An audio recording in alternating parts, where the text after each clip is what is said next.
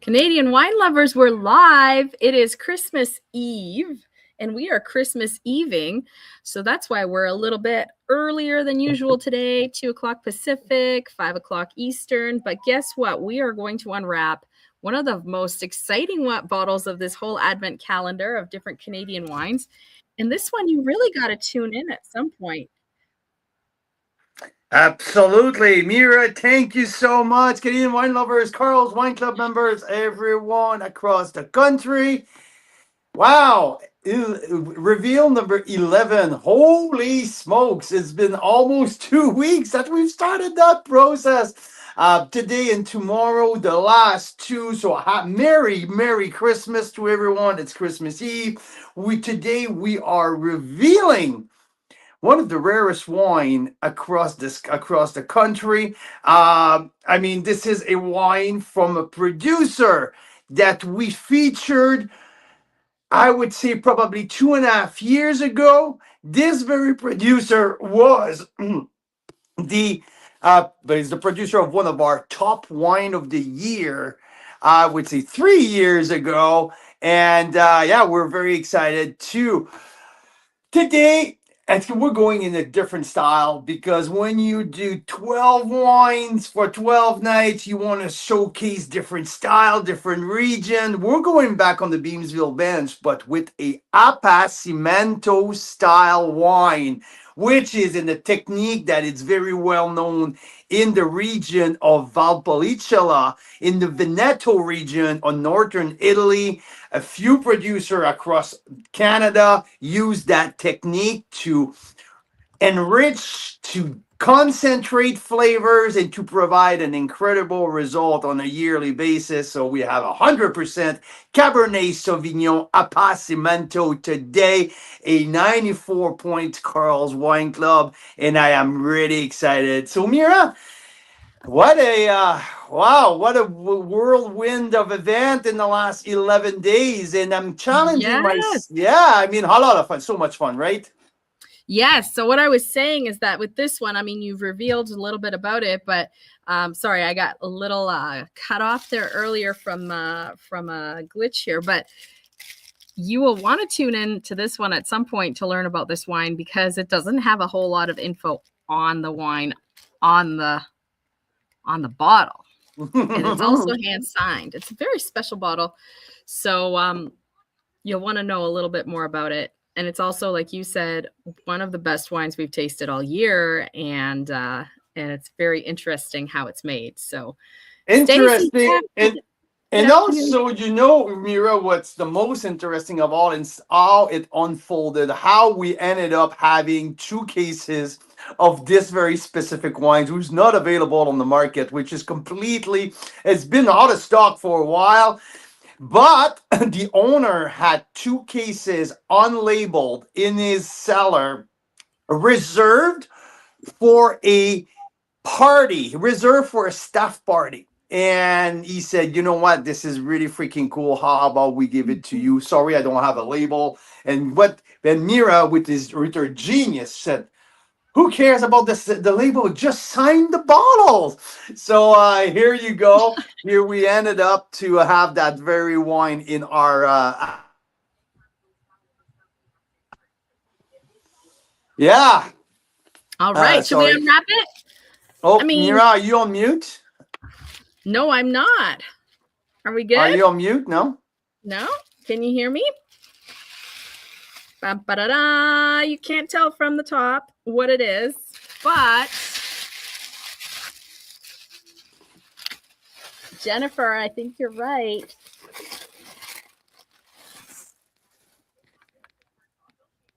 There you go. It is a hand-labeled, hand-signed bottle of the 2020 Obsidian from Rennie Estate.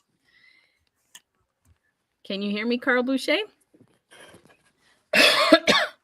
Yeah, you guys can. I think Carl's having trouble, so maybe you come down this time, Carl. So Rennie Estate Winery has been a small, tiny batch project in Niagara done by Graham Rennie. And at first, it was a collaboration with Malivoire, I believe, Shiraz Matiar, and now it is at the Niagara Custom Crush Studio, which is a project that Graham has taken on. It's pretty cool. It's actually a place where a bunch of small boutique premium producers of Niagara wine make wine together. And if you go there, I think you can taste like multiple wineries in one place, which is pretty neat. And so you guys know this signature because Johan and their friends Tane and Laura, they are quite familiar with this winery. I think might be involved with the winery or the Custom Crush Studio. So you guys know it well. And yeah, like Carl said, a super rare bottles, a very highly rated bottle that you can't find anywhere. I don't think this is one that can be reordered, right? No, it's not. There's not. Yeah, so there you go. Let's take that one out. All right. So should we hear from? Not yet. Not yet. We're gonna do a little recap. Yeah, but that's why, like 11 days in. I mean, I just want to test myself if I can go back from day one and bring them all back all the way to day 11, because I think now we're one more to go. We've done multiple different grape varietals. This is the first and the only one grape varietals today, Cabernet Sauvignon, that we have two different expression of the cab, and it's very, very exciting. Now let's go back to December 14th, 5 o'clock Pacific. We started with the 2017 Noble Ridge, the Grand Reserve, the one, 93 plus points, Carl's Wine Club, an incredible sparkling traditional method wine, which was rated 96 points by John Schreiner, 100 points by Catherine McKishney. So we started it with a bang from Okanagan Falls traditional method. Day number 2, we went to the Beamsville bench with the Sacred Series Cabernet Franc from the Organized Crime, unreleased wine, 93 points, Carl's Wine Club, gold medal from Wine Line. And yet, so beautiful expression of Cab Franc from the Beamsville bench.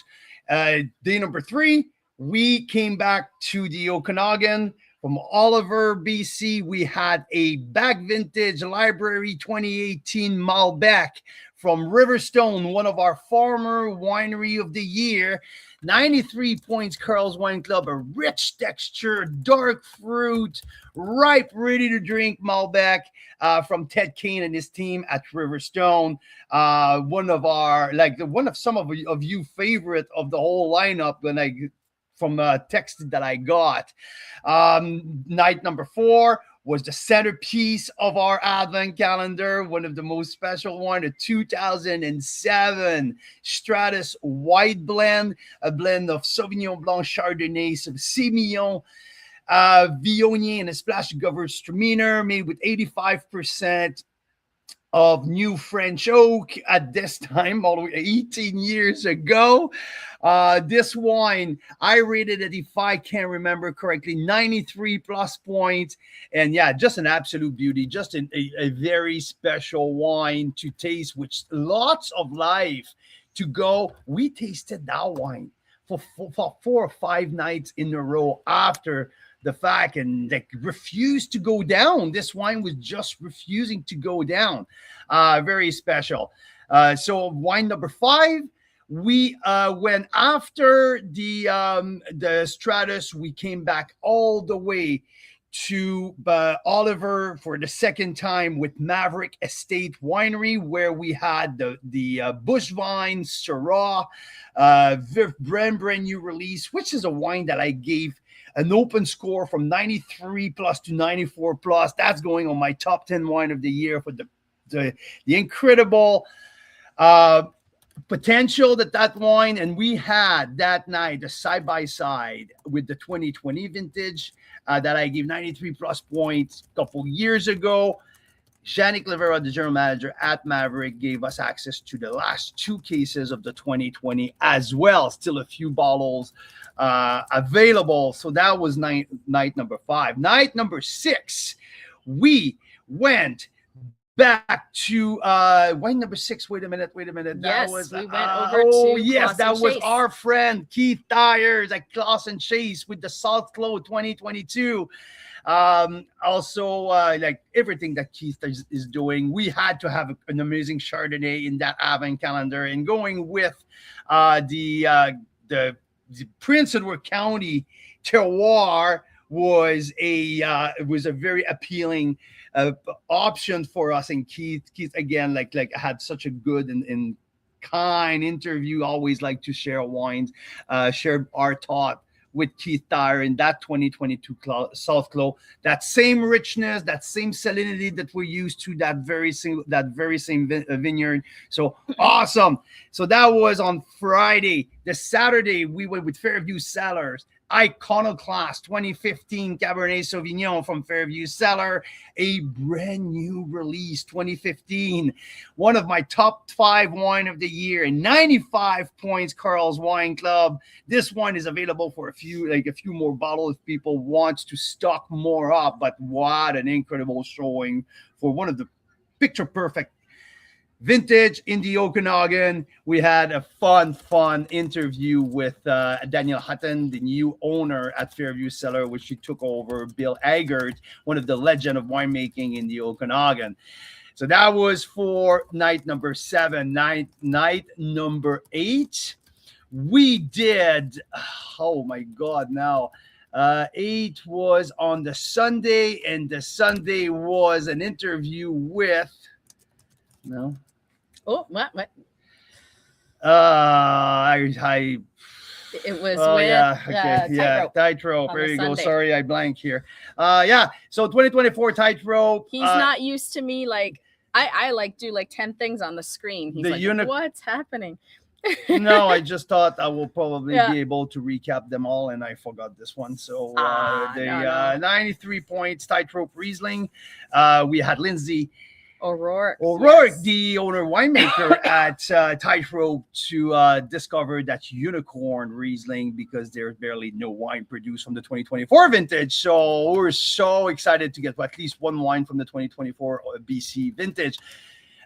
For now, after the night number 9 was Black Market Wine Company with our friend Rob Amersley, and the first ever release of his Merlot from the Conviction Ridge, the Estate Vineyard. So Rob, we were tasting that super structured 92 plus point Merlot from Caledon, a awesome expression of Merlot from this really small town in central Okanagan. After that, on the 10 days of Christmas, we had Black Bank Hill with a 93 plus point Viognier. That was, I would say, yesterday. Oh my God. Woo. Great interview with Tyler Emerson, the owner, who shared his career, his path to purchase his vineyard on the Lincoln Lakeshore appellation of Niagara. So yeah, here is the first 10 wines of our pan-Canadian Advent calendar that we've released so and now far. with wine number 11, the Obsidian Cabernet Sauvignon. It's very interesting how they make this wine. It's sort of a proprietary method, like Appassimento, where they dry the grapes, but done in a very special way that they developed in Niagara, right? So we're going to hear a little more about that, I'm guessing, with the interviews. Well, right? so what was developed in Niagara was the chamber, the drying chamber, who was made with the collaboration of the Vineland Institute. So Graham Rennie, the owner, really patented that that drying chambers with the Vineland Research Center. The method of drying the grape has been done for hundreds of years in the Veneto region, while Graham was in the midst of his career in finance. The president of the LCBO, a good friend of his, really set a trip to Italy for him, and he stayed at Massy, which is one of the most known Amarone producer in the northern Italy, which are like they produce their Amarone with the Appassimento style, and Graham fell in love with the process. Coming back, he decided to use that method to make is a small batch of Rennie wines, everything, well, not everything, but almost all of the big grape varietals, all of the big Bordeaux varietals made Appassimento style. He does the Chardonnay, the Christine Chardonnay, and the Paradox Pinot Noir in the traditional method. But his Bordeaux blends, so the Colleen, the G, the Super G, the Obsidian, and one more. He does it Appassimento, the Onyx. He does it the Appassimento style. Usually around 100 days of drying, which what's happening here is the grape after harvest, they're drying from 100 days. So they're losing at least 30% of their water content in the grape. So the grape shrink, the flavor concentrate, and it provides you with a wine with incredible concentration. Some people will like it just like as a port, which is usually have also a higher percentage of alcohol, maybe a little bit more of a higher residual sugar, but very bold, very rich, very dense, very concentrated, which is the typical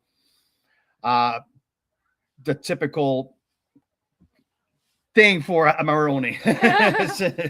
There you go. So there you go. So should we bring Graham Rennie on for Yes, this we interview? I can't should. We wait. should. Hear more about it. Cheers, guys. There you go. Christmas Day reveal number 11. We're almost at the end of our Pan-Canadian marathon of the Advent calendar. And I'm here today with a good friend of mine, Graham Rennie, owner, founder of Rennie Estate Vineyard. Graham, Merry Christmas, Happy Holidays, and welcome to the Pan-Canadian Advent calendar. Reveal 11 show. How's it going, man? Fantastic, and Merry Christmas to you, Mira, and the gang. Really going well. Great year. Super vintage behind us. Starting to wind down, and yeah, I got to get wound up tonight because, of course, Christmas Eve, grandkids coming over. I can't get too relaxed. I gotta get pumped up here because there's a lot of energy going to be flying around the house.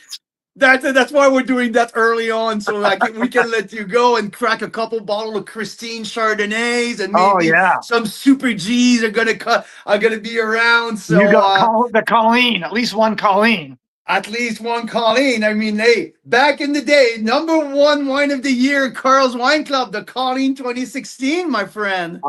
Still amazing wine. Still amazing. Is there any of those bottles left in the cellar? Maybe just with your name on them. Yeah. Hey, for our people now who are tuning in, I mean, like we did a lot of stuff together back in the day. And a few years ago now, I mean, the club have grown, new members have joined. So I would like to introduce to our new people, make sure that we know about Rennie Estate Vineyard and how everything started about, because I mean, you've been traveling for investment all over the world for decades, and I think, like, from my understanding of your story, you've always been a very big fan of Appassimento wine. You had a friend who was the president of the LCBO, set you up on an amazing trip in Italy, and you had the chance to visit the crown jewel of Appassimento production in Italy. And when you came back, you said, that's it, I'm doing it. And something like that. So can you please tell your story? Sure. So, I spent most of all my life in the investment management business, institutional investment management business. Started a firm in 1987 and traveled extensively, globally, loved wine. I love Appassimento. Amarone wine in particular, virtually all big full-bodied wines from all over the world. But Amarone I really, really liked, and just happened to have, I bought a vineyard here on the Beansville Bench in 1997. And we planted it in 1999. And a decade later, 2009, I was traveling with my wife Christine in Italy, and as you say, a friend of mine was the chairman of the LCBO at that time, and he set up a trip, a couple of appointments for us in Italy, and and one of them was at the Massi winery, and we rented they had an agriturismo facility that you could rent to stay in. So Chrissy and I stayed there for a couple of nights, and because of the introduction, we got kind of a very, very deep dive on how you make Amarone. And Andrea Del Sin was the head winemaker then, and he brought me into their studio and did a deep, deep dive. And, he said some words to me over lunch that totally resonated with me. It was about why they were drying their grapes for 100 days or more, simply because they couldn't ripen their three indigenous grapes, Corvina, Rondinella, Molinera. They couldn't ripen them to the level that made big, full-bodied wines. So if they just vinified those grapes, they make Valpolicella Red, sell that wine for $12 a bottle. But if they dry the grapes for 100 days and then barrel age them for a period of time, they made Amarone. They could sell that for, $65 to $200 a bottle. So a huge value added through this process of appassimento. And so I went back home, and it was 2009. We were moving onto our property. We had built a home here. And I thought, you know what, I got to move from lowly grape grower. I was selling all my fruit for a decade. And I thought I should move from lowly grape grower to lowly vigneron, just make a little bit of wine. And so I called up my friend Martin Malabar at Malabar Winery and said, hey, would you be okay if I made some wine at your place? And Shiraz Modiar, well-known winemaker at Malabar, and still now they're GM. Oh, they're amazing. They're absolutely. I love Shiraz. He is so entertaining. It is such a great guy. And he had never made a Passimento wine either. And so he said, well, I never made it. But Andrea Del Sin said he would help us. And so we made our first batch in 2009. And then 2010, boom, I said, I got to do this commercially, and started my Rennie Estate wine brand. Meanwhile, I was still working full time, running my investment company. And I was able to have Shiraz, collaborate with Shiraz to make this Appassimento wine. And along the way, we started off by drying the grapes in a greenhouse. And after 2 years, we realized we were losing too many grapes to gray rot. So we approached Vineland Research and Innovation here, in a think tank here in Vineland, and put up some money. And we got some money from the government, and we crafted a program to build a proprietary Appassimento chamber. And then I bought the first one, which is the one that's on our property at the Crush now. And through that process of slowly drying your grapes through this Appassimento process, you essentially lose 35% of your water volume, and you craft very full-bodied, luscious wines with soft tannins, ready to drink, after you release them, but they have huge aging potential. This 2020 Obsidian that you have in front of you, easily going to go 20 years. I'm drinking wine from my cellar now that I made back in that 2009 vintage. Still very, very powerful. Still a long way to go if you want it to last. So yeah, pretty exciting kind of 10 years in the biz in making wine with Shiraz over at Malabar. And then in 3 years ago, I sold my company with a couple of investors. We bought the old Stony Ridge winery, converted it to the Niagara Custom Crush Studio, which is an incubator for up and coming virtual wineries. Have 14 tenants there now. Mira came down to help us in the early days with our whole positioning, marketing, social media. A lot of fun. I still remember the day that the sign arrived, and we put the sign right down at the production facility. I still have the picture. I'm sure Mira's going to put the picture up on the live right now. Yeah. It's been a blast. It's been a blast. It's been a fast 3 years. We went from basically 2 tenants, Stony Ridge and Rennie, to now 14. Have some really, really cool small lot producers at our place. And we just hired Adam Curran full-time as our head winemaker. I understand you just did an interview with him. So, yeah, we're just closing. We're just like yesterday closing the feature with them. Like, we've been having their wine on feature, their 2018 slate for like the last 10 days. Like that's yeah. Like what a great pick. This guy is an absolute rock star. Rockstar. Yeah, he's great. Very, very He's thoughtful. amazing. Great winemaker. Yeah. So that's the story of Rennie Estate. I had to go back because I think we're missing a point here. I want to go back of your at the Aaron Pond vineyard that you have on the Beamsville bench.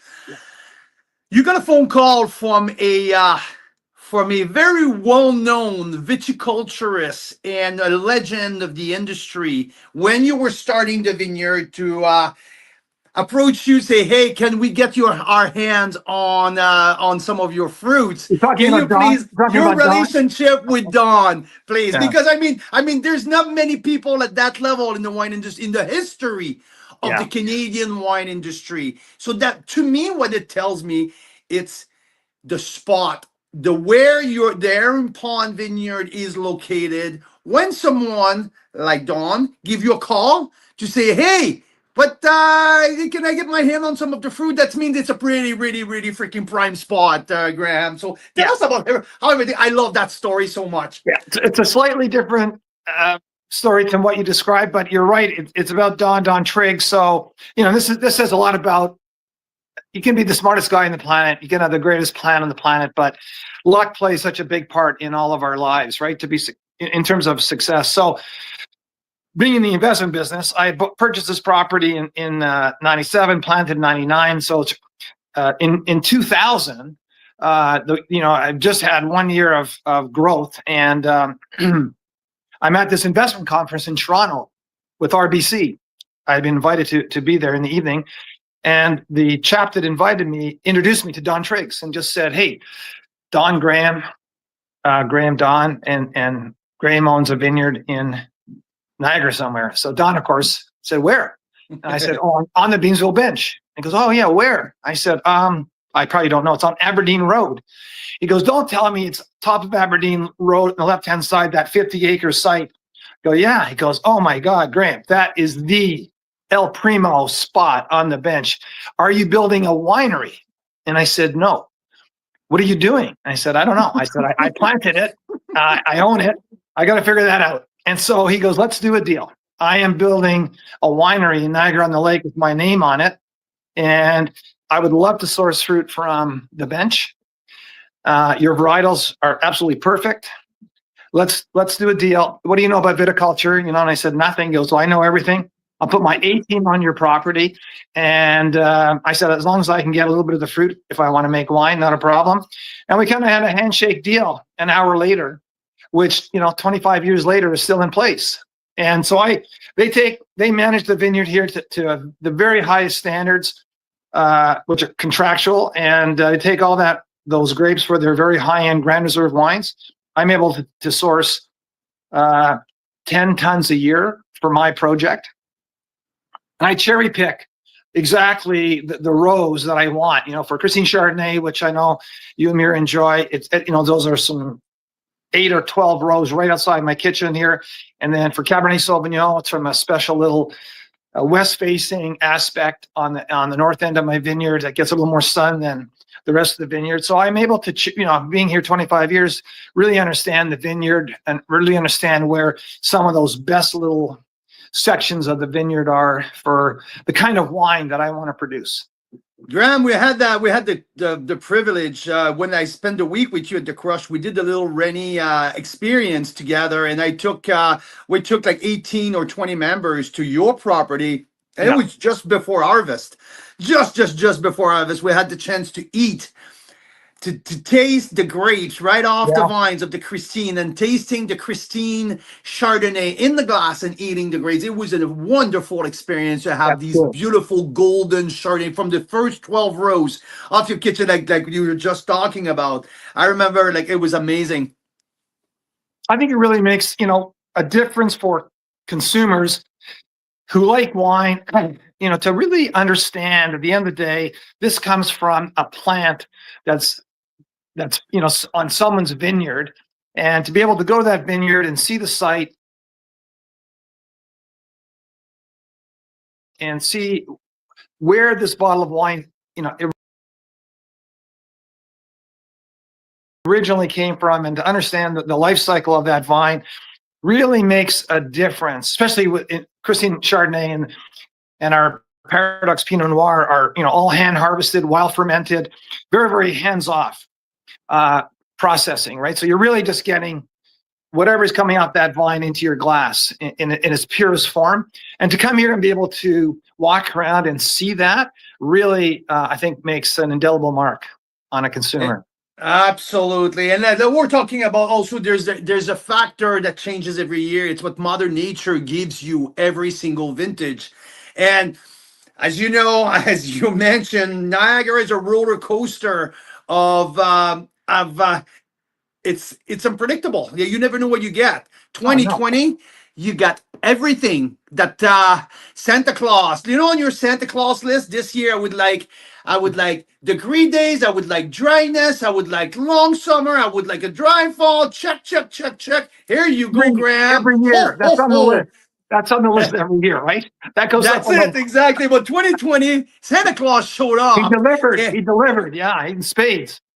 That's right. Yeah, so here you are. So that's what we have this year. Here in our Advent Canon, it's the 2020 Obsidian 100% Cabernet Sauvignon Appassimento. Yep. So right now, what I would like to do in the next 5, let's talk about the wine itself. 2020 vintage, we just mentioned, and I think it's been very well documented. And now that 2020 was, I know, like the Adnan Isel mentioned that like really early on, like late fall, that it's gonna be the vintage of the century. And I mean, it's still for big reds like you produce, it still stands to this day. And I mean, like this wine is a baby in this in itself. No more left anywhere. There was none. And at some point you said, Carl, I think I have 2 cases sitting in my, but there's a problem, Carl. There's no label on I said, Graham, if it's the biggest problem ever, that's fine. Just sign it and let's do it. So here we are, 2020, unlabeled bottle from Graham's personal. And now I have to apologize because I was asking the question earlier. There's like you have 1 or 2 bottles left for yourself. So I wiped you out, right? You did. I'm so happy that I was able to do that. I mean, this was just happened to be a run, a couple of cases where we ran out of labels. And so, what do you do with those wines? Well, you serve them, at your home, you serve them at your Christmas party. I had actually targeted to bring a bunch of these bottles to our Christmas party last week. And when you called me and said, you were looking for this wine, and we agreed that it would still make sense to send it to you, but sign it, that was brilliant. And I'm so glad I could do that because, listen, this wine is a very powerful small lot expression of what I call Niagara Bench Cab Sauv. And it's using an appassimento technique, right? Commonly associated with big Amarone wines from Italy.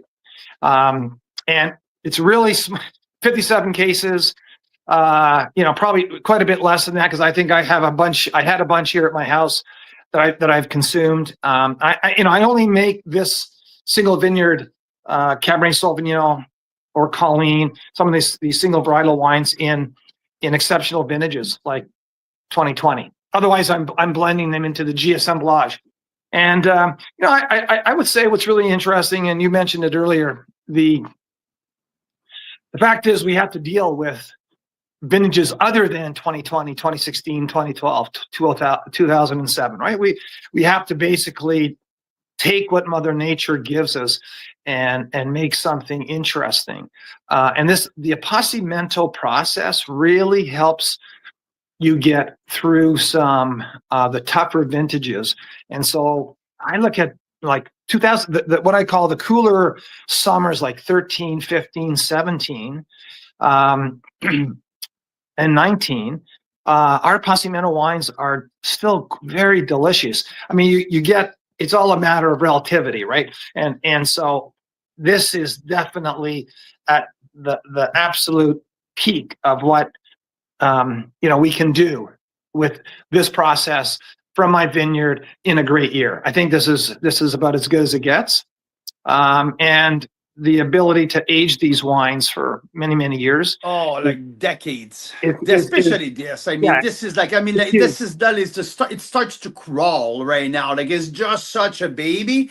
And so, how long? What's the time in the chamber for this one? The appassimento, the drying process for this specific year. So in 2020, I think we harvested around October 16th. So probably harvested at around 22 and a half bricks, 23 bricks. And we dried the grapes for over 80 days. And there's no, by the way, when you're drying these grapes slowly, there's no formula that says I'm going to dry for 60 days or 75 days. It's all a function of when do those appassimento grapes get to about 28 and a half, 29 bricks in the chamber. And when you hit that, sometimes you hit it sooner rather than later. All depends on that, the thickness of the skins in that particular year, the water content that particular year. So in this case, I think we harvested October 16th. I think it was about 80 days in the chamber. And then it was, 2 weeks of fermentation to get to dry. And then a couple of maybe 25 months in barrel, oak barrel 50-50. So 50 new, 50 neutral, or 50 new, 50 second fill, or? Yeah, that's right. Second fill. Yeah. Okay. And it's all you're trying to do is intensify the flavor and the texture and the phenolics of what you're getting out of the vineyard. So you're really just trying to provide an expression of your vineyard in a very concentrated way. And interestingly, when you dry the grapes, the Mossy people have a huge scientific group that work within their structure, and a bunch of scientists running around testing all kinds of things on grapes, drying of grapes. And there's a natural malolactic process that occurs when grapes go through appassimento, and it actually converts some of the sugars in the grape, and it reduces some acidity in that grape that often doesn't happen until you go into fermentation. So you're getting a little bit of softening, a little bit of conversion already in this appassimento process. So that helps to everyone understand why these wines are so smooth. You don't have a lot. This is pure Cabernet Sauvignon from Ontario, but there's no tannic. A little bit of tannin just from the natural Cabernet Sauvignon skins and from the barrel, but it's not intense, and it dissipates very quickly with food. Really a great food wine, for sure. But the acid, then what's impressive to me, that's the acid level, because in my search of super premium and not perfection, but the high standard of a luxurious and premium wine. I mean, you cannot be in the premium business without delivering a wine with acidity, because too fast, too quick, you lose everything, right? That's the backbone, that's the structure of the wine. And I absolutely love the acid level of that wine. Things are still up, things is lifted, everything. Like, that from the first sip, not from the tannic structure, but from the acid structure, I know this wine will go for 15 years without the shadow of a doubt. So to me, that's what I'm looking for: texture and acidity. So from this, I'm like, okay, now yes, you're playing in the right playground, in the right sandbox here in the super premium, because you got the critical ingredient to be playing in that sandbox. And wow, this is wonderful. Oh my God, I love the complexity, obviously richness, that's a given. We expect richness in that kind of wine, but there's a density, concentration, absolutely beautiful. 93 plus points per gram, right on the verge of the 94. And I'm sure this wine will be, if I retaste this wine, and to be honest, I have to, I kept one set of these wines. I have 12, one of each bottle that I saved for Mira and I to put in the cellar. I want to see where's that age. And this wine, I want to reopen that in 5 years to see how it goes. You know what? I would say that is one of the things that you don't see very often, but I had your friend Rick down here do that recently, where he had reviewed a wine from the 2016 period vintage, big What year. did he think of the Colleen, my number one wine of the year? Oh yeah, he loved that too. He loved that Okay. too. Yeah, he rated that very highly, but he went back and he retested the 2016 G, because even though I had made it way back then, I never released it. I kind of cellared it for a couple of years before we released it, and I said, you should just try this now and see what you think. And he did it. It was so interesting because he had the opportunity to do what you're going to do. And that's not something you see all the time, where writers go back, critics go back and actually taste the wine 5 years later or 10 years later. You see it on occasion, but it's a wonderful thing to do, because it really demonstrates, I think, the value of buying carefully some Ontario producers' wines that have ageability. Because the wines, it's not like I'm going to say they get better, because that's hard. It's all relative, right? So it's your own. They evolve. I think that's the way to put it, right? Yeah, and you get a different experience, and we all want great experiences. So you can have an experience with this wine in its current state. You open it tonight; it's going to be delicious already. 6 years old almost, and but if you wait another 5 years, you're going to get a different experience. Probably. Yeah.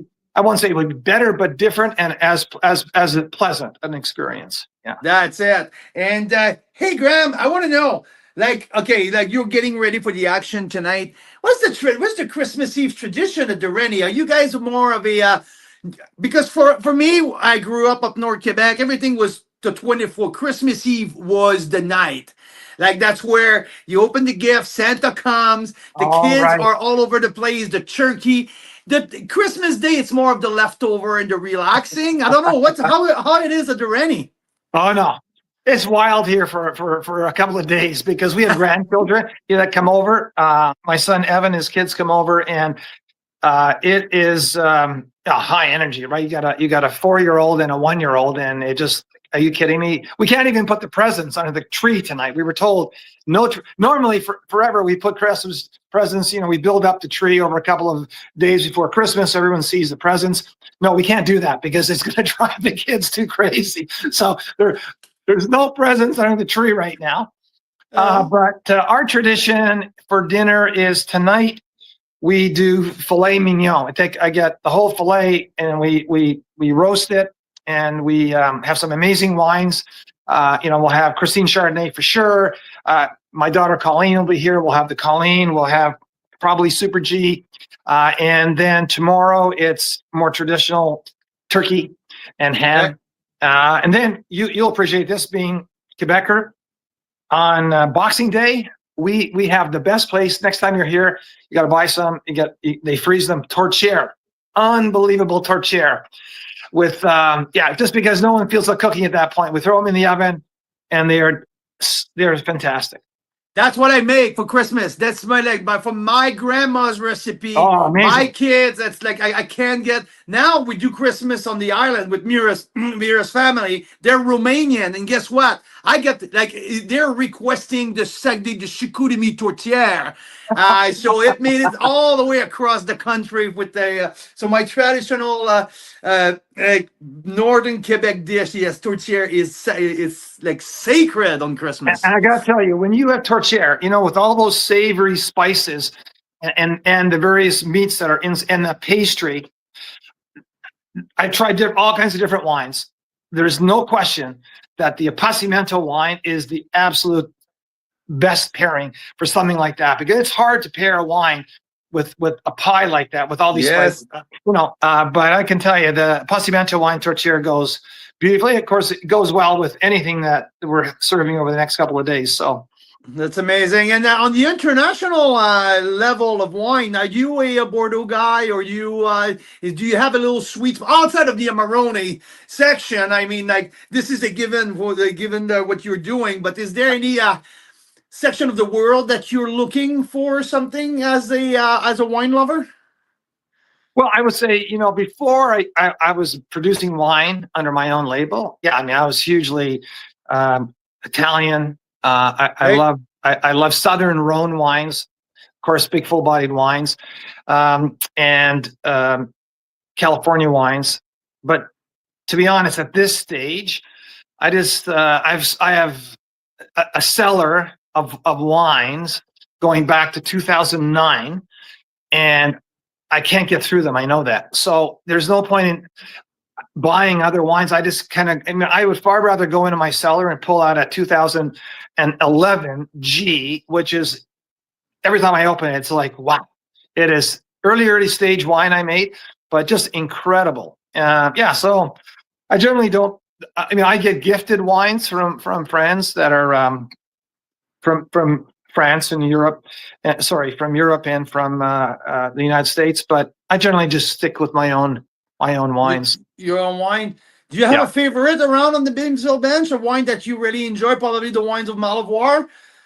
I would say, sure. I mean, Martin makes a spectacular wine, but if I'm gonna buy some wines, where I'm buying, and I just did this weekend, that perfect example. We had our open house. We had 14 producers in the winery, all pouring their wines, and at the end of the night, we had about 200 people come through, and after that, I went to all the different producers and just tasted some of their wines. I was absolutely knocked out by one of our producers, Paradise Vines. I never bought their wine before, ever. And I tasted their 2024 Pinot Gris, which they had fermented on skins. And I was just totally blown away how great it was. So I said, I got to buy some. And it's unusual for me, but I bought some other Pinot Gris, and I bought some of their, they had a party wine, which is a blend of different whites. And then we have a small little producer who made a delicious single vineyard Pinot Noir. So these are small little, producers that are in embryonic stage, but they're making some amazing wine. So that's typically, if I'm going to buy wine, I think that's where I'm going to go, versus the big brands that are all out there that right? They're going to sell out anyway. Yeah.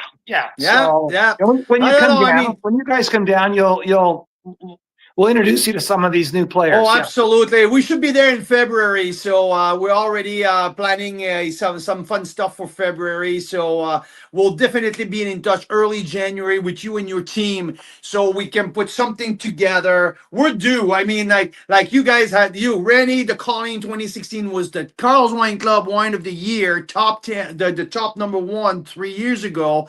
I would love to retaste what you're doing, and I would like to start dabble into what's your tenant, like all of these amazing little producer at the Niagara Custom Crush can do. I'm super excited for that too. So great. Graham, thank you so much. Merry freaking Christmas, my friend. I'm so glad, and thank you for taking some time. Now you need a nap before the grandkids shows up. Okay, go have a nap, and after that you're on for the rest of the night. So Graham, this is Graham Rennie from the Granny Estate at the Niagara Custom Crush Studio. Graham, thank you so very much, my friend. Over and out. Happy Christmas. Thank you very much. Bye. Okay, goodbye everybody. Cheers. That's awesome. Super interesting. And it prompted Scott and Dana to open a different Appassimento style that they like from De Simone Vineyards in Niagara. They're saying the Stallion that they opened hasn't aired, so it will improve yet. The Rennie is more like a full Amarone. Yeah, I mean, we haven't tried De Simone. Or maybe last time we tried the Simone Mira was the with the Cabernet Franc, I believe, or maybe no. You know what? No, that was the Red Blend Marathon that we had from the Simone. We have their flagship Meritage.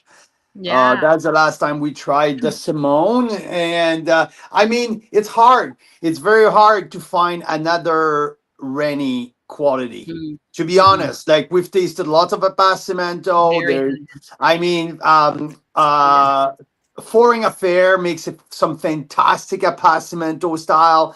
There's many, but at the level that Rennie makes them, that's the bar is extremely high. And if someone has another, I would say, suggestion, I'm willing to listen. But to me, Rennie is a very top of the line for sure.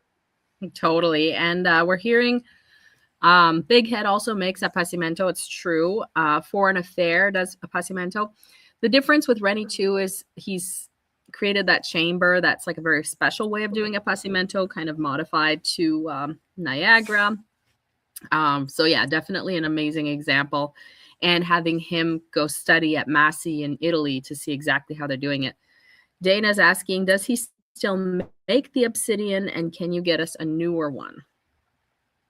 So it would be interesting to follow up with Graham on that. Maybe he has some 23 sitting in barrel right now, because 23, if there's any 23 should come out of barrel soon.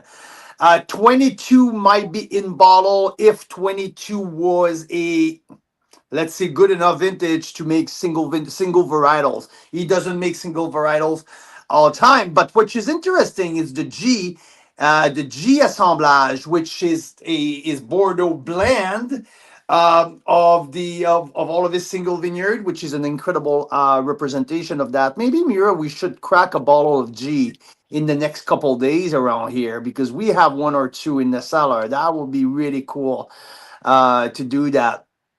I That would be haven't.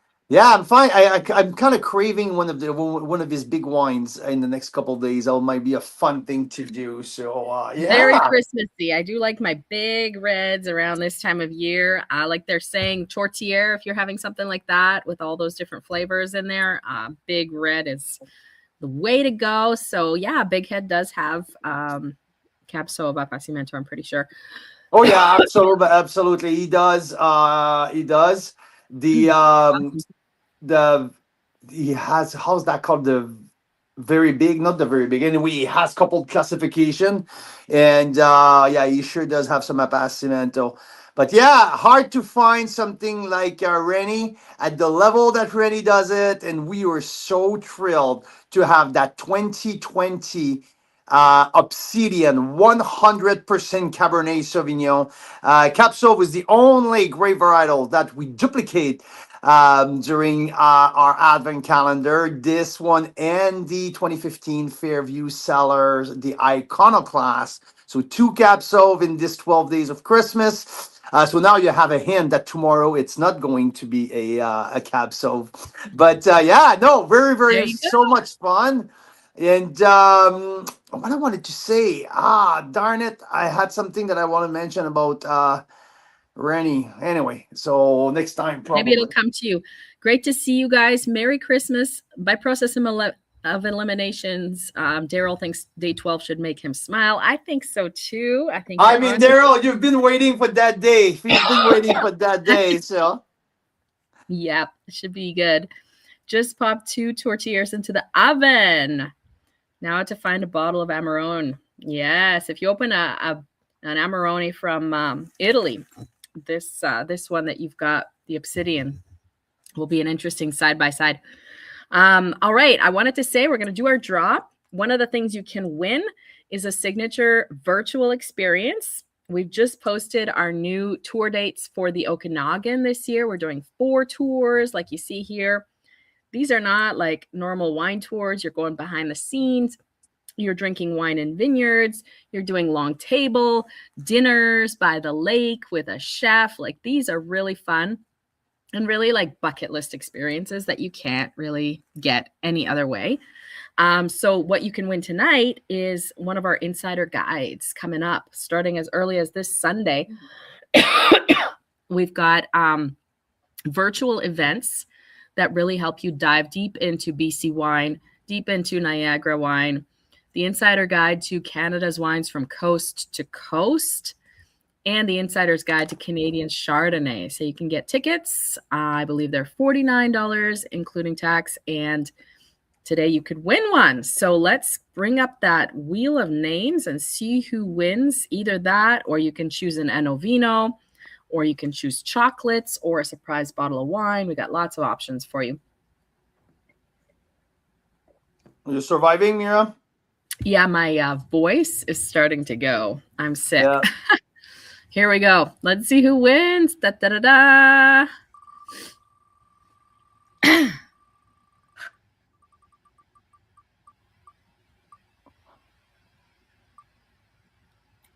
Johanna in Vancouver, in Coquitlam, I think they're in. Yay, congratulations, Johanna. Good to see you guys. They stopped in on one of our earlier Zooms, events here. So yeah, Merry Christmas, you guys. We'll be back on tomorrow. We realize today is Wine Wednesday, and we have not missed a 5 p.m. Pacific Wine Wednesday in like 5 years. So we'll still jump on very briefly to wish everyone a Merry Christmas around then. Carl Boucher.